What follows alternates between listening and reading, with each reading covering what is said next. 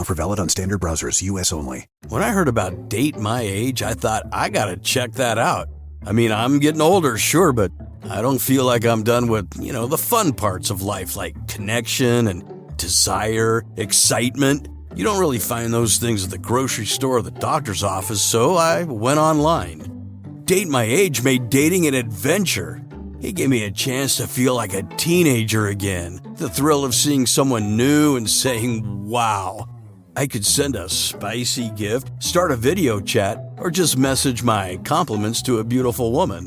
Whether you love, or just like to look, the fun is waiting for you at Date My Age. Sure, I was skeptical, but Date My Age is safe, secure, and fun.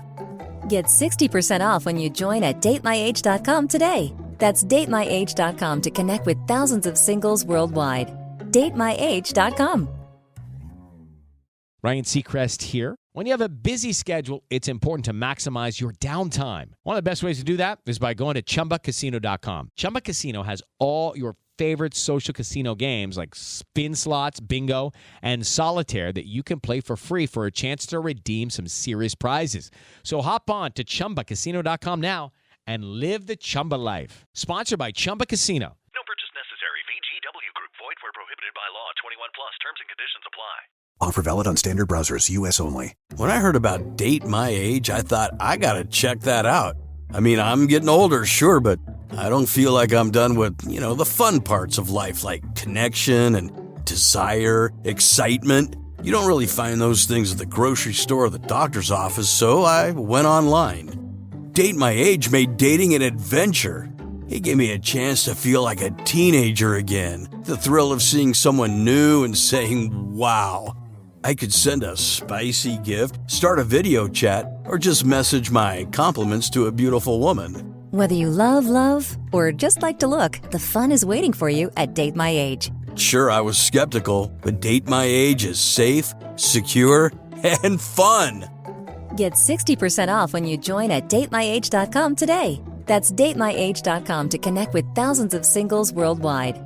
datemyage.com. It's the Opperman Report. Join digital forensic investigator and PI Ed Opperman for an in-depth discussion of conspiracy theories, strategy of New World Order resistance, high-profile court cases in the news, and interviews with expert guests and authors on these topics and more. It's the Opperman Report. And now, here is investigator Ed Opperman. All right. Welcome to the Opperman Report. I am your host, private investigator Ed Opperman. Okay. We're going to have St. John Hunt on the show today, who is the son of the Watergate burglar, E. Howard Hunt. Fascinating guy. He even has a tape of his dad, E. Howard Hunt, confessing to being involved in the JFK assassination. So, he's here. Okay, great. St. John Hunt. Mr. Hunt, are you there? I'm here. How are you? I'm good, man. I'm good. Why don't you remind the audience, who is St. John Hunt? Such short notice. So pleased to be with you again. Yeah, it's great to be here. Your audio sounds kind of crappy, though. What? It does? Yeah, it does. It's really bad. Hey, maybe Danny, maybe we can make another call and try and get a better line. Is Danny there? How about this, John? Can you see the number on your caller ID? Could you just hang up and try and call it back?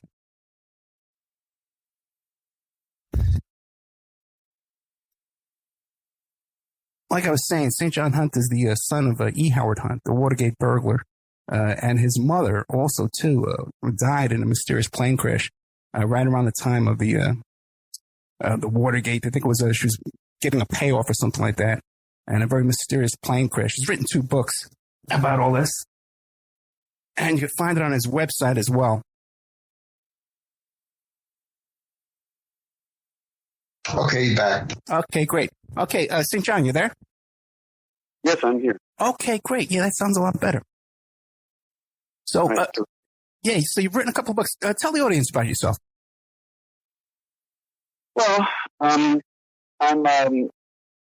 the eldest son of a near legendary man of many years of covert operations in the CIA, and then later on in his infamous role as one of the part of the special investigations team known as the Plumbers, working for Richard Nixon, at which he spent 3.5 years in prison for the crimes he committed, which was a big surprise to him, because he said, like Nixon said in his interview, if the president does it, it is not a crime. Right. Being raised in a CIA family, I didn't find out my father worked in the CIA until I was 16. And it wasn't until fairly recently, in the last 5 years or so, that I found out my mother was a CIA contract agent. She originally worked in the OSS in the late 40s, tracking Nazi jewels and gold and cash across Europe. And so she enjoyed her work. She worked under Alan Dulles, who was then station chief in Bern, Switzerland, and that was the center of all things covert and spookified, if I could say, throughout Europe. And she kept with it. She was quite a classy gal, and she married my father, who had been in OSS as well. He fought over in Asia for his OSS detachment. And then when the CIA was formed, he jumped right in. So he was on the ground level of CIA and became known as a man of action, as a man who could get things done. He wasn't that Yale Ivy League type, but people appreciated his skills. He was also a writer. He had 88 books published by the time of his death, when he was 88, coincidentally enough. And so I grew up in this family of spies. And, 16, they told me, and it didn't really mean much to me because I didn't know what the CIA was from the FBI or from anything else. But, in the next few years, he retired supposedly from CIA and then got a job with President Nixon, working as one of the plumbers, to plug the leaks of the famous Pentagon Papers, which had been leaked in the New York Times by Daniel Ellsberg. So, and in more recent times, the last 10, 15 years, I've realized that any child growing up in a CIA family is going to be faced at some point in their lives with the fact and realization that everything they thought they knew about themselves, their family, their travels, their mission in life is a lie. Mm-hmm. And I think this has a devastating effect on many young adults when they finally come to terms with this. And that's what I've had to deal with most recently. Just the fact that I feel more like a piece of luggage being toted around than I do as part of the tight-knit family, that loving and doing things together.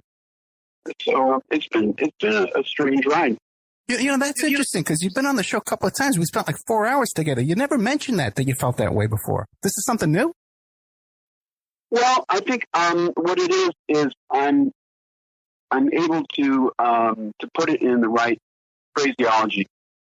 I don't have anger issues behind it, but it's something that I want to investigate further in terms of showing the collateral damage that that parents or a parent has in the covert world, and what it does, what it potentially can do to the children of that parent or parent. So I think the more I delve into the whole thing, I keep seeing new little things that, that's why I feel this way. That's why I can't talk to my son or whatever, which is not true, but I'm quite the opposite of my father. We had some good times bonding over music mostly, and he was just a very, very incredible guy, and my mother too. Right, and you've written a couple of books. One about your mother, Dorothy, An Immoral, Dangerous Woman, The Murder of E. Howard Hunt's Wife, Watergate's Darkest Secret. We had you on about that. And the other one is Bond of Secrecy, My Life with CIA Spy and Watergate Conspirator E. Howard Hunt. And I noticed that you just did one recently since you've been on the last show, the Bush crime family. The inside story. Yes, yeah. Mm-hmm. I wrote that with Roger Stone, who's my co-author in a new about-to-be-published book of our combined writings that we've done together. And that should be a fun book to read. But, yeah, Roger and I, he's a very complicated man, as my father was, too. But it turns out he had met my father once very briefly back in the day, and he was also fairly good friends with William F. Buckley Jr., the well-known right-wing conservative publisher of National Review and of that debate show, Firing Line, that he had on PBS for many, many years. He was my godfather. So Roger and I came to become pretty good friends. Yeah, now William F. Buckley, he actually took custody of you. He raised you for a while, am I right? No, he didn't. He came down to our house and had some goons basically kidnap my younger brother, David, who was 9 at the time, and take him down to live with his godfather, who was a very well-known and respected Cuban leader of the Brigade 2506, which was the brigade that landed at Bay of Pigs in that failed attempt to overthrow the Castro government. And so that was William F. Buckley. He was my godfather and my sister's godfather, but he was a busy man, so he never raped us or anything. He just did things like kidnapping my brother. Right. What a life, man. Great. And William F. Buckley, people know him from Firing Lines, from the TV show on Sunday mornings, the news debate show he used to do with Gore Vidal would come on there, and Norman Mailer would come on there and debate with him. But little known fact about William F. Buckley is he was CIA as well, right? That is a fact. I think it's a little more well known now than probably 5 or 6 years ago. But my father met Buckley when Buckley was very young and recruited him into the CIA. At which time my father was station chief in the brand new Mexico City CIA station, and that's where he brought Uncle Bill, we called him, to be recruited in the CIA. And I think, it's like the mafia. Once you're in the CIA or in the mafia, you don't really ever really retire. So, I mean, Buckley's always claimed that he was in the CIA officially for a few years, and then he wanted to move on to other pursuits. But, it's not that clean cut. Gotcha. Now, you were saying a minute ago that you have a new book coming out, co-authored with Roger Stone. What's going to be the topic of that book?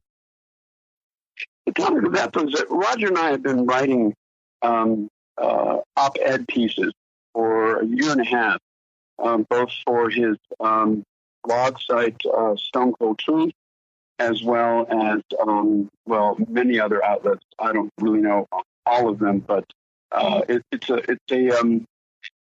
really an inside view of the machinations of the Mueller investigation, his relationship with Roger's relationship with Donald Trump, with the Clintons, and all these things it's a fighting war of words, because as the mainstream media has pulled back so far from any truthful representation of the news or world events, people like Roger Stone and now myself have done what we can to write things and put the word out of it's not like that. It's more like this, And so this is a compilation of a little over a year's worth of writing, and it's quite it's quite robust, and it covers a lot of different things. All the current things that Roger's been involved in with the WikiLeaks hacking and the Russian collusion and all this stuff. It's all in there. When can we expect this? That's going to be a bestseller. Well, I don't know. I hope it'll do some pretty good sales. This is our first attempt at an Amazon self-publishing book, and it's called Away with Words, which is a little double entendre in there. But we're still working on the cover. We've got all the printed materials already logged in and everything, and we're just kind of putting finishing touches on it. And he's got to do some kind of maneuvering with his other publishing, just Skyhorse publishers, and get out, maneuver himself so he can get this out too. So we'll see what happens. Yeah, I can see it. It's up on Amazon right now. Away with Words. Away is in far away with words. Yeah, you can take it either way. Yeah, there's a Kindle edition that's out, and we have no promotion. I don't even think it's sold one Kindle copy. I just got it in there, and then I thought, well, doing the paperback copy is going to be a breeze, but it's not a breeze. It's a whole different ballgame.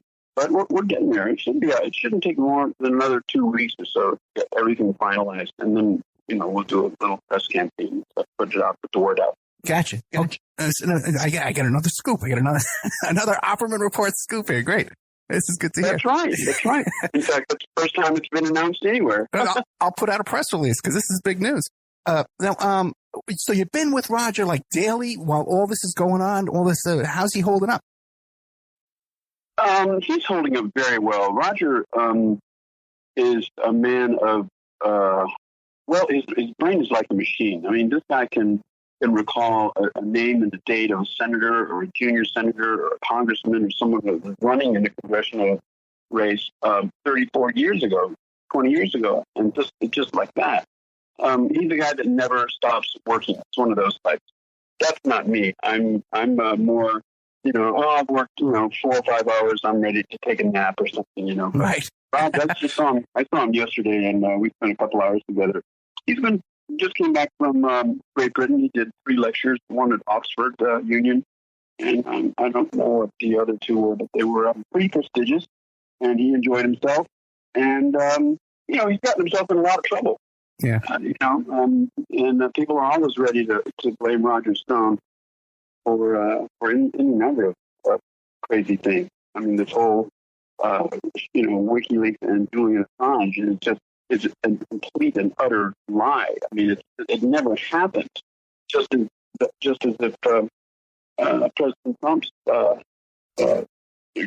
supposed collusion. It's a Russian delusion, is what it is, more than a collusion. Okay, yeah, I just saw Stone on with Chuck Todd the other day, and he really handled himself quite well, I thought. I thought he really dominated. Offer valid on standard browsers, U.S. only. When I heard about Date My Age, I thought, I gotta check that out. I mean, I'm getting older, sure, but I don't feel like I'm done with, the fun parts of life, like connection and desire, excitement. You don't really find those things at the grocery store or the doctor's office, so I went online. Date My Age made dating an adventure. It gave me a chance to feel like a teenager again. The thrill of seeing someone new and saying, wow. I could send a spicy gift, start a video chat, or just message my compliments to a beautiful woman. Whether you love, or just like to look, the fun is waiting for you at Date My Age. Sure, I was skeptical, but Date My Age is safe, secure, and fun. Get 60% off when you join at datemyage.com today. That's datemyage.com to connect with thousands of singles worldwide. datemyage.com. Hello, it is Ryan, and we could all use an extra bright spot in our day, couldn't we? Just to make up for things like sitting in traffic, doing the dishes, counting your steps, all the mundane stuff. That is why I'm such a big fan of Chumba Casino. Chumba Casino has all your favorite social casino-style games that you can play for free anytime, anywhere with daily bonuses. That should brighten your day a little. Actually, a lot. So sign up now at ChumbaCasino.com. That's ChumbaCasino.com. No purchase necessary. VGW Group. Void where prohibited by law. See terms and conditions. 18+. Offer valid on standard browsers, U.S. only. When I heard about Date My Age, I thought, I gotta check that out. I mean, I'm getting older, sure, but I don't feel like I'm done with, the fun parts of life, like connection and desire, excitement. You don't really find those things at the grocery store or the doctor's office, so I went online. Date My Age made dating an adventure. It gave me a chance to feel like a teenager again. The thrill of seeing someone new and saying, wow. I could send a spicy gift, start a video chat, or just message my compliments to a beautiful woman. Whether you love, or just like to look, the fun is waiting for you at Date My Age. Sure, I was skeptical, but Date My Age is safe, secure, and fun. Get 60% off when you join at datemyage.com today. That's datemyage.com to connect with thousands of singles worldwide. datemyage.com. The interview. Now, a couple questions for you. One, have you been questioned by Mueller's group or called him to be questioned by any of these Senate investigations? No, I have not. Okay. And your politics, because I know the first few times we talked, you grew up sort of a leftist, a progressive liberal type, and now your politics are more aligned with Stone? Well, they're more aligned with a sense of a rejection of the two-party system because, as Rogers says, how could it be that so many of the staff in crucial positions that worked for the Bush presidency can then transport themselves over to the Obama presidency? Right. I mean, there should be like night and day. So what I've come to realize, in fact, is that Roger is a conservative, but he's got liberal views, as I do, for the abortion issue, gay marriage, gay rights, civil rights, certainly, and the complete and utter stopping of these crazy wars that we have there's no value to them. They're just a way to spend money and make money for a very elite class of people. So, I'm still kind of conservative in some ways. I'm old school. So, but, marijuana and drugs in general and all that stuff is, that's a personal decision. And there's so much that we've stripped away. The government has stripped away from the American citizens. And the older I get, the harder it is to deal with the fact that everything that I grew up knowing, not just in my family, but in the world around me, is backwards, upside down, or a lie. I mean, Hitler, he didn't die in Berlin. This is my opinion. 9/11, that wasn't done by 19 hijackers. People living in a cave. You know what I'm saying? So everything, it's so untruthful. Even things like Darwin's principle of evolution, I just don't buy it anymore. I just think that there's more information that the government is not giving its citizens on a huge, broad level, and I don't know why they're doing that. We're not scared to know the truth. We should be advancing intellectually in terms of learning new things. But if they're going to put a hold on everything and tell us some story, eventually, it's time for another revolution or something. Now, one last question about your personal politics. Roger Stone has a tattoo of Nixon on his back. Would you get a tattoo of Trump on your back? I'd get a tattoo of Roger Stone. He seems to be like a really charismatic guy that people really are drawn to him, huh? Yeah, he's extremely charismatic. He's a very dapper and well-spoken person. He's very polite, very agreeable. He's not like the cold-hearted right. Political assassin that he's been made out to be. And much of what has been talked about Roger is mythology, which he's the first one not to even deny it, because as one of Roger's rules is, one of the worst things one can do is be boring. So, when people accuse him of causing the resignation of that governor in New York, what was his name? Spitzer. Elliot Spitzer. Right. He won't deny it. He won't offer any factual evidence, and he won't stamp his feet and say, I did it, but he's not going to deny a lot of things. Roger worked so many years in the shadows in these presidential elections, Reagan and Bush's and so forth, that people barely remember seeing him in places, but the effect he created was impacted the election, like the little riot he created down in South Florida, for, to take the vote away from to take the vote towards Bush, right, between that election. So he's a pretty wily guy. Yeah, what St. John is talking about is when they were counting the Chads, Roger Stone brought in a bunch of these Cuban guys in white shirts with short sleeves, banging on, banging on the window. I tell you, it's brilliant. What about his stuff with Al Sharpton? You ever talk about what his business with Al Sharpton? No, I didn't. I'm not even aware of they had any business. He was Al Sharpton's campaign manager when Al Sharpton ran for president. I got to talk to him about this one day. One more question about. We'll be up in D.C. We're both going to D.C. This evening to attend the big event JFK conference there in Sterling, Virginia, which is right outside of D.C. And it's kind of an important trip for me because, of course, when Watergate happened, my mother was killed. My father went to prison. I left Washington, D.C. We lived in Potomac, Maryland, on the outskirts of the D.C. city line. And I haven't really been back. Wow. So this is going to be like the completion of a full circle. I'm going to be able to visit my cemetery where my mother is buried and pay my respect. And kind of like it's a big deal for me to go back there after all this time when so much happened in that city that could have destroyed my life and nearly did. Hey, thank you so much then for taking time out, because I know you're heading off to the airport right after you do this interview. So thank you so much, man. I think I caught you on a good day when you're very reflective on your life.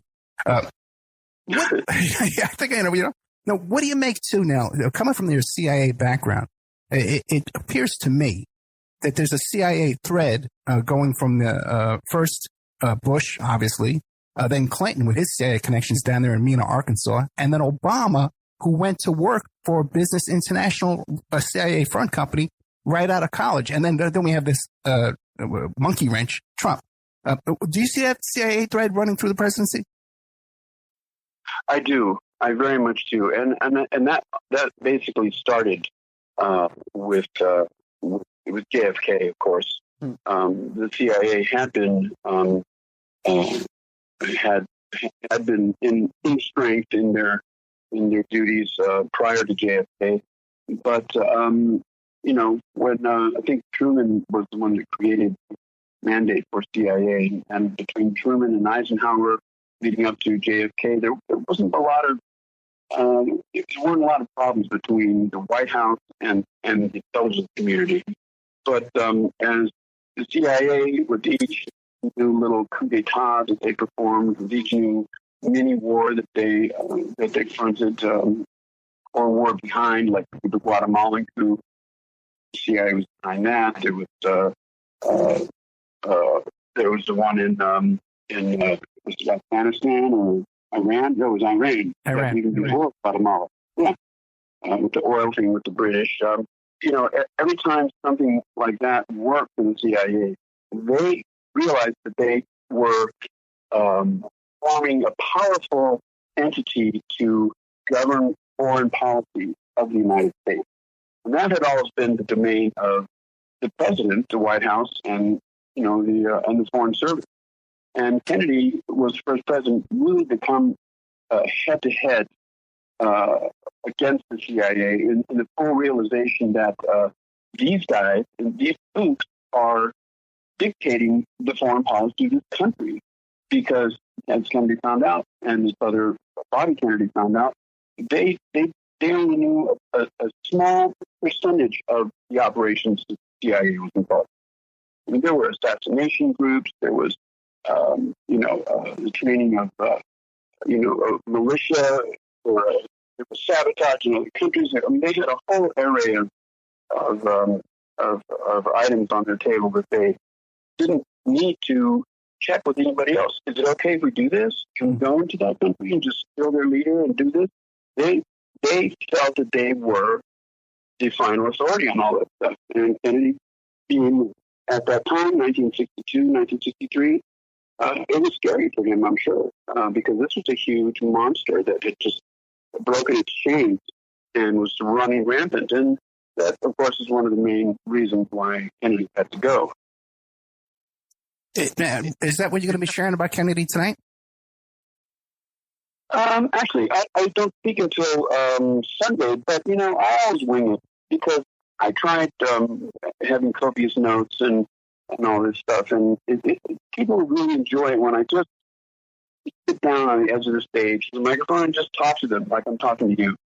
They can raise their hands and ask questions, and I really affect people that way. I read a letter of apology to Caroline Kennedy, which I wrote two Novembers ago, and I read it every time I do a lecture or a speech, seeing just how deeply sorry and the weight of what I've had to carry that my father could have had and probably had something to do with the murder of her father, and in my view, how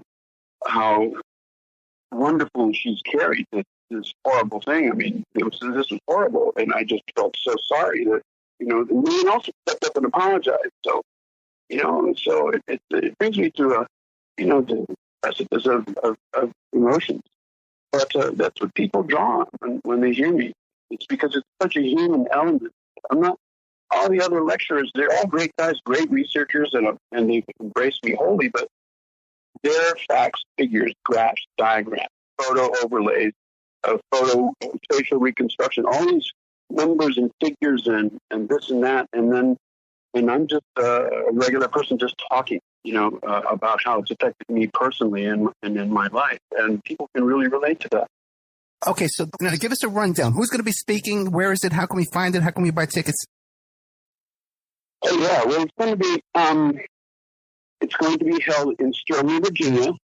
So you'll be flying into to the Dallas airport and get a free transport over to the hotel. It's at the Holiday Inn, and it's going to be starting tomorrow at early, I think 10 a.m. People can go online to jfkconferencebc.com, jfkconferencebc.com, and it's called the Big Event. And there's going to be a hell of a lot of good speakers there. Ed Tatro, who's one of the finest researchers into the JFK assassination, Dr. Cyril Weck, who was the nation's top pathologist. Roger Stone's going to be there. I'm going to be there. So is Gordon Ferry, Judith Berry Baker, who was Lee Harvey Oswald's summertime fling in New Orleans right before the assassination. Chris Milligan of Friday Books is going to be there. The topics are going to be vast and extremely interesting. James Spetzer, who's written many books, is an excellent author and researcher. He's going to be speaking there. And it's going on from tomorrow morning to the 11th, Sunday. I fly back on the 11th. Okay, excellent. It's called The Big Event, jfkconferencedc.com. Now, we were talking about the CIA, this threat of the CIA through the presidency all these years. But it seems like there's a departure from that with Trump, right? But are you concerned with Trump surrounding himself with these generals? I'm concerned about a lot of things. So Trump now, according to Roger, who spoke with yesterday, is isolated himself. Right. He's alone in the position he's in, and the CIA is no friend to him. He doesn't really have doesn't have a strong support group, and I'm worried because one of the hopes was we were going to suck up the scum from the what do they call it, the deep state. The deep state or the swamp. We got to drain the swamp. That's what it was. And I just don't, I just see them being a lot of Republicans who are still angry that their choice, Bush or Rubio, didn't make it, and certainly all the Democrats whose choice of Clinton didn't make it. I was going to vote for Bernie myself. Yeah, he was my guy. That's my politics, basically. But Trump, because he's such a renegade, because he's not going to initially kowtow to military industrial complex. I'll give him support, and I have in the many things that I've written to expose the people that are trying to bring him down. The other day, we saw this fascinating, I don't even know how to describe it, Sam Nunberg. Did you know him? No, I never met him, but I talked to Roger about that yesterday. They're not friends, but you know, on the one side, I applaud the fact that he says he's not going to honor the subpoena, and then I asked Roger, well, but why is he bringing up your name? Why is he saying, why should I show anybody my emails with Roger's son, for example? I mean, when I heard that on the news, I looked up and I'm like, uh-oh, Roger's in trouble again. All right. But that's the position he's put himself in. He enjoys a good battle. I mean, he's been battling his whole life against, one of his biggest regrets is that he put so much of his energy behind Bush, which he regrets. But that is one of his few and only regrets. Besides that, he's a Nixon man, and his book about Nixon, I wrote the newest chapter on, in which vindicates Richard Nixon from all of his crimes, and it points out that the Watergate hearings and the trial itself were decked towards the left. You know, Judge Sirica was having secret meetings with the prosecutors and with the prosecutor witnesses. They were colluding big time to bring Nixon down, and that should have if that had come out then, my father would not. It would have been a mistrial. I mean, Judge Sirica, broke the law many times by colluding with the prosecution, designing how they were going to present their case. He was supposed to do that. He became judge and jury, and my father spent, almost 4 years in federal prison for Watergate, and he would not have done so. Now, you taped a confession with your father, where you confessed to being involved in the JFK assassination. Step into the world of power, loyalty, and luck. I'm going to make him an offer he can't refuse. With family, cannolis, and spins mean everything. Now, you want to get mixed up in the family business. Introducing The Godfather at ChumbaCasino.com. Test your luck in the shadowy world of The Godfather slot. Someday, I will call upon you to do a service for me. Play The Godfather now at ChumbaCasino.com. Welcome to the family. No purchase necessary. VGW Group. Void where prohibited by law. 21 plus. Terms and conditions apply. How is that being received? Well, that was I received that tape from my father back in 2005, I think, and I put it up and out there right away. YouTube, Coast to Coast, broke the news, and mainstream media, aside from 60 Minutes, mainstream media has not touched it. And 60 Minutes didn't follow through with their episode that they were going to, give me a 20-minute slot of a 60-minute show. I had already had meetings in San Francisco with some of their top guys, and they looked at all the evidence and heard the tape and did voice matching and handwriting analysis matching and all that stuff. And a month and 6 weeks later, I got a call from 60 Minutes saying, "I'm sorry to tell you, Mr. Hunt, we're not going to go with it. It's the high ups. They're just too volatile. People back then didn't really want to get behind the idea that LBJ had something to do with the assassination. It was the mafia, the Cubans or the Russians or whoever. But now it's much more popular and much more acceptable to at least admit, or for American citizens to get their heads around the idea that LBJ had something to do with the Kennedy assassination. And I go into that in my book, Bond of Secrecy. Roger wrote a whole book, which was a New York Times bestseller, called The Man Who Killed Kennedy. And there's been a lot of other great authors. Bar McClellan was one of the earliest ones. He was a lawyer working in Johnson's legal firm.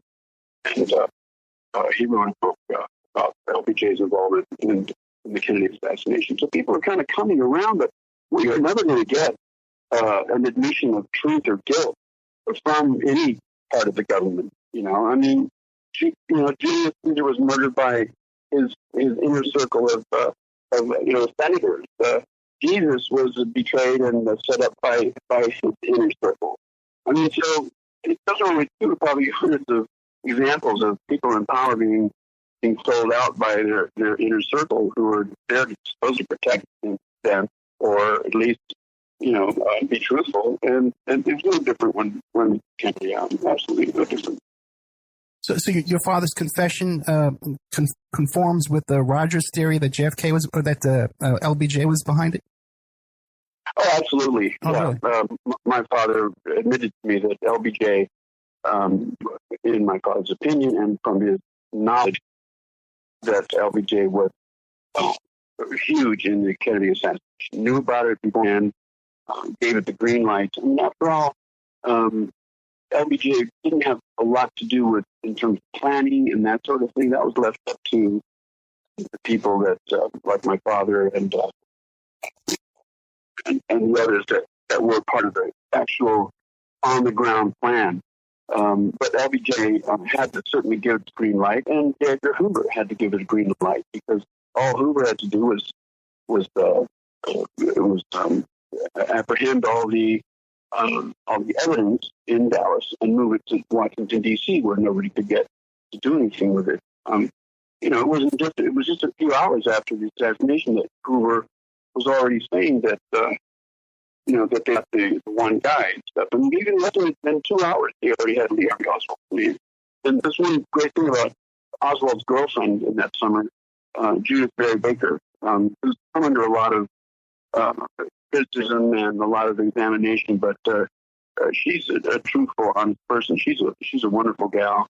And I call her mom, but she calls me son. She's lost a lot of her family because of what she admitted about her relationship with Oswald and how Oswald was not a shooter in the JFK assassination. So she's lost her family. I've lost most of my family because me putting out the information that my father was, at the very least, aware of the plans, if not, as he called himself, a bench warmer in it.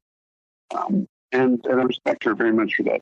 So, it's been an uphill struggle for all of us to get the truth out. And people go, well, why is it even important anymore? Well, because if it's not important, then what is the value of anything? I mean, you've got to draw a line somewhere. And even though 50 odd years that may have gone by, to me, it's still just as important as it was the day after it happened. Because if you let that line in the sand keep changing, then it can get much worse. Yeah, absolutely, absolutely. And I had Judith Baker on the show, and her detractors are a very angry bunch. let's just leave it at that. The people that don't like her really don't like her, and she is an elderly woman. You got to give people a break. Now, what would we find? You co-wrote this book with Roger Stone, The Bush Crime Family. What would we find in there? Oh, wow. That was really interesting for me because I had to do a tremendous amount of research, fact-checking, double-checking, and then a lot of reading, and then checking those facts. So I wrote the section starting with the basic history of the Bush family coming over here from Europe and building their empire. I took that through the original Bush guy, and then, of course, through George Herbert Walker's father, and then through Poppy and George W. Bush, delving into, for example, the Prescott Bush's relationship with the Nazis before and during World War II, and even prior to that in World War I.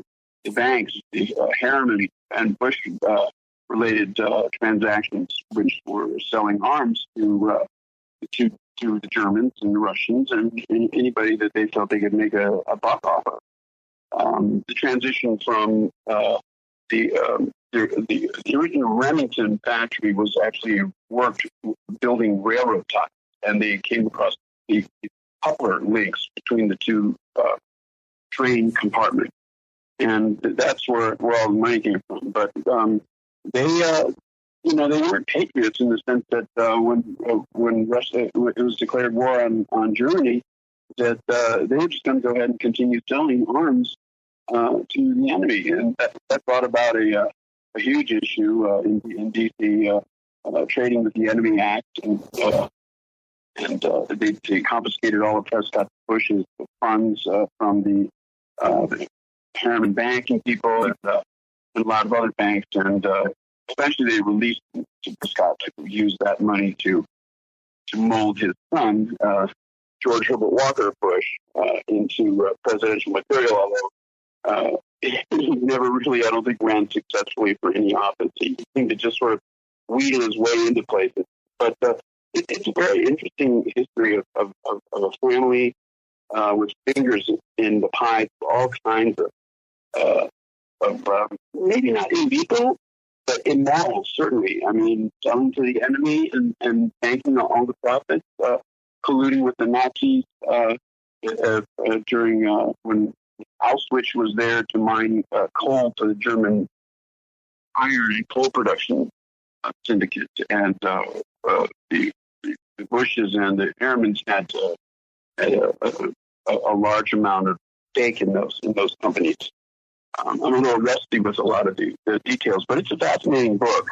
And then I wrote the chapter, this is like a third of or more of the book that I've been thinking of. Then we did a redo on it, and I wrote the chapter on George P. Bush, the next up-and-coming Bush contender.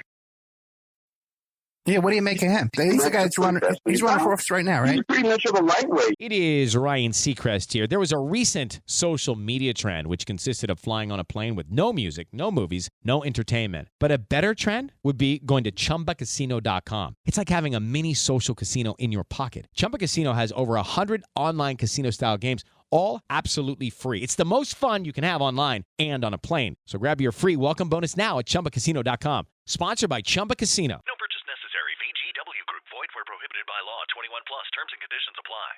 You know, and as Jeb is, George Prescott Bush, I don't know. He's, he was a stalker, and in college, with his girlfriend and stuff, he broke into, tried to get into her house, her parents' house, and was arrested and all that stuff. And he was a wild party guy, but he's been involved in Florida politics now for a number of years, and kind of keeping in the background. But I think he's going to start stepping up, and I would just be very worried because obviously the faith and the Bush legacy is going to be placed on him, and they're just going to bypass Jeb because Jeb just doesn't have it. He doesn't have charisma. He doesn't have very much intelligence. Not a go-getter.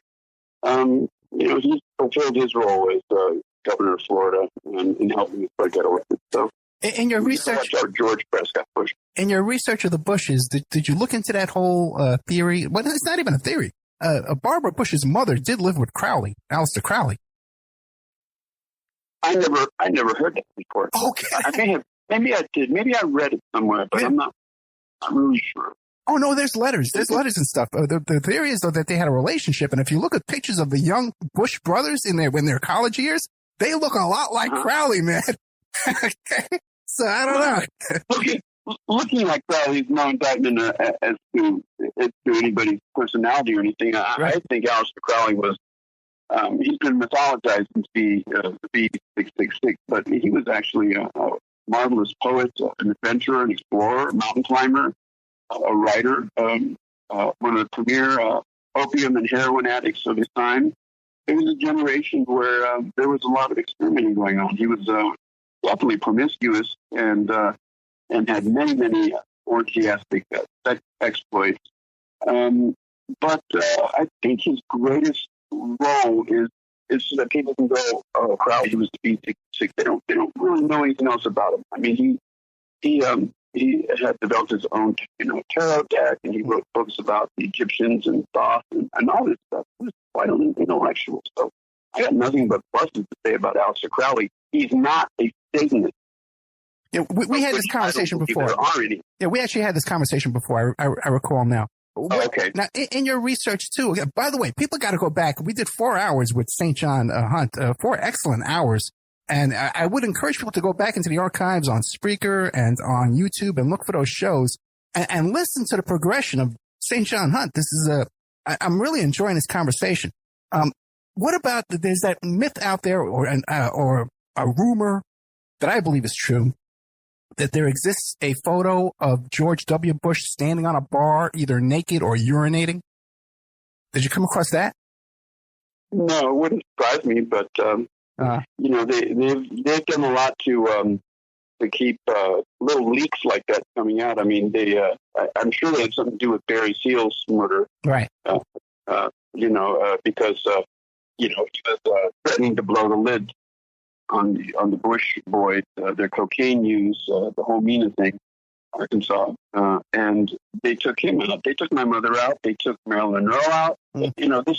This is not just specific to one presidential candidate or one president. This is systematic in the whole entire, our government in terms of what the presidents will do or what his inner circle will do or get involved in to stop someone from blowing. As my mother told me, she said, when she landed in Chicago, she was going to have a press conference with Michelle Clark, who was a CBS News anchorwoman, to blow the White House out of the water.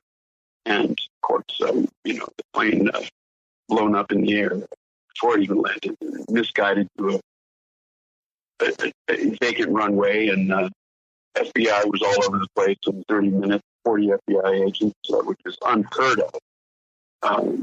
In those days, there was no cell phones or anything. I mean, these guys were all set up waiting for that plane to crash somewhere.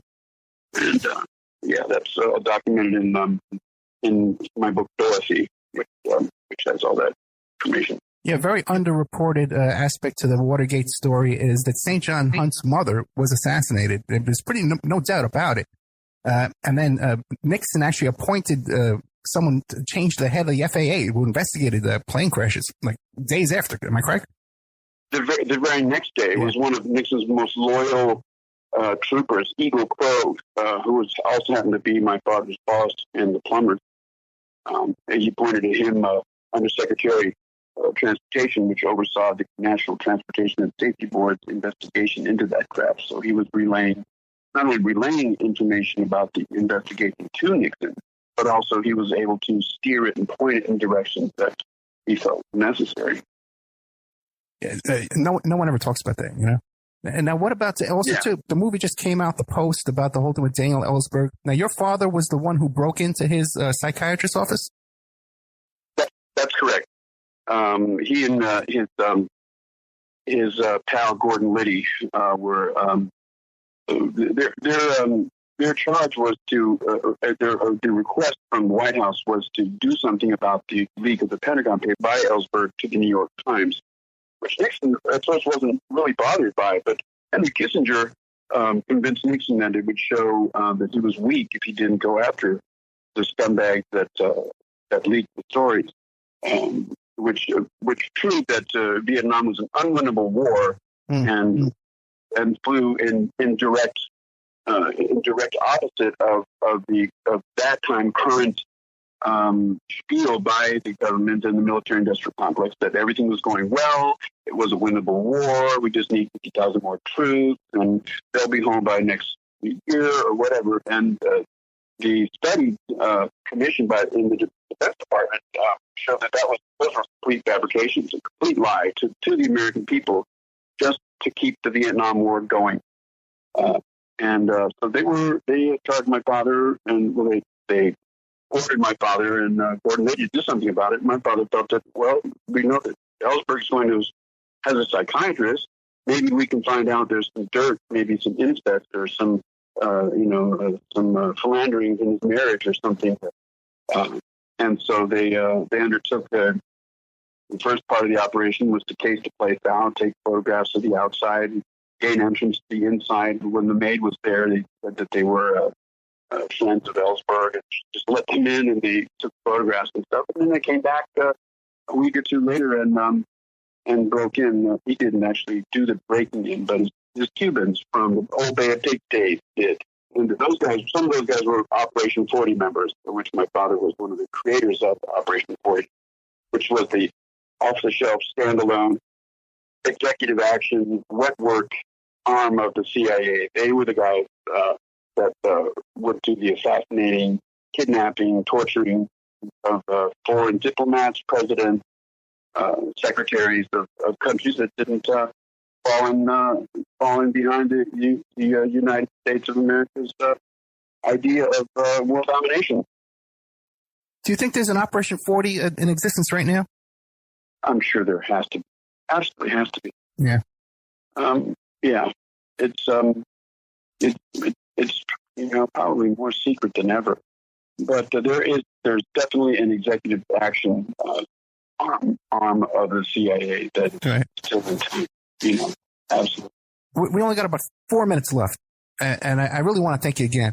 Sam Nunberg seems to think that they have perjury charges against Stone. He thinks that Stone may have slipped up. I think he's a smart guy. I don't think he would knowingly go in and lie to Congress or lie to the FBI. But they think he thinks they got something on him. Would Stone on Trump or Stone? Stone. Would Stone flip, or would he go to jail? Well, it depends what's at stake. I mean, I don't believe Roger perjured himself. I think he's way too smart for that. And most importantly is the fact that there is and never was any evidence of a relationship between him and Julian Assange in a direct level, whereas Assange had information bad for the Clintons, and Roger was privy to that information and then announced that, it's just that there's never been anything like that ever. And so I would find it hard to believe that he had to perjure himself on any level. I think that Nunberg is just trying to deflect. And who better to deflect toward would be Roger Stone, the man that's, the devil himself. But a good friend of mine. Right. And what about Stone's connection to Assange? What do you make of Assange these days? Because it did come out that he's kind of in the bag for Trump, and he was offering to leak his tax returns and stuff. What do you make of Assange these days? I think Julian Assange is a hero. I think he's what we need more of. Certainly more people like himself, and also people that are willing to take risks to. Not everything is pure and 100%. So if Assange has elements and percentages of his character or his doing that may seem contradictory from his general purpose, I think that's quite human. I mean, I'm not perfect and pure, so I mean, I may seem this, and then I have a little bit of that bad in me. So if Julian's done some things, I think that's just because, look at him. He's, he organized this whole WikiLeaks thing, which, who was that soldier that's still in prison probably for the rest of his life that released through WikiLeaks like 10 billion pages of classified. Manning, he's out. State Department. Manning. Who? Chelsea Manning, right? Yeah, he's out. He's out. He's getting a sex change. He's out. Yeah, he's out. He's out. And he has a sex change now, and he's a whole new life. That's great. I didn't watch the news hardly at all. I'm just disgusted by the whole news media thing, against Donald Trump. I think it's shameful behavior and embarrassing. St. John, I can't think enough. We got less than 1 minute. What do you want to leave us with? Never stop fighting. And that's something that Richard Nixon said. As I say those words, one of the last things he said as president was, never stop fighting and don't hate, because if you hate, they win. St. John Hunt, thank you so much, brother. I'll talk to you soon. All right. Bye-bye. Good night, brother. Thank you.